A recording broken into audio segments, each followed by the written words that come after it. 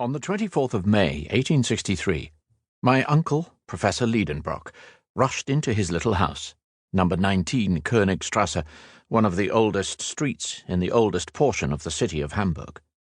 Martha must have concluded that she was very much behind, for the dinner had only just been put into the oven. "Well now," said I to myself, "if that most impatient of men is hungry, what a disturbance he will make." "Mr. Liedenbrock so soon?" cried poor Martha in great alarm, half opening the dining-room door. "Yes, Martha, but very likely the dinner is not even half cooked, for it is not 2 yet. St. Michael's clock has only just struck 1:30. "Then why has the master come home so soon?" "Perhaps he will tell us that himself." "Here he is, Monsieur Axel.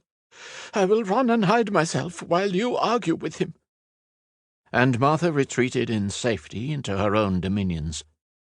I was left alone. But how was it possible for a man of my undecided turn of mind to argue successfully with so irascible a person as the Professor? With this persuasion, I was hurrying away to my own little retreat upstairs, when the street door creaked upon its hinges. Heavy feet made the whole flight of stairs to shake, and the master of the house, passing rapidly through the dining-room, threw himself in haste into his own study. But on his rapid way he had found time to fling his hazel stick into a corner, his rough, broad-brim hat upon the table, and these few emphatic words at his nephew: "Axel, follow me." I had scarcely had time to move when the Professor was again shouting after me, "What? Not come yet?"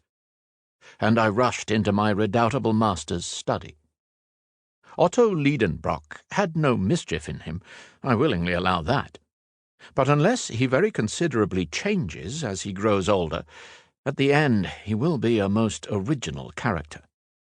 He was professor at the Johanneum, and was delivering a series of lectures on mineralogy, in the course of every one of which he broke into a passion once or twice at least. Not at all that he was over-anxious about the improvement of his class, or about the degree of attention with which they listened to him, or the success which might eventually crown his labours. Such little matters of detail never troubled him much. His teaching was, as the German philosophy calls it, subjective. It was to benefit himself, not others. He was a learned egotist.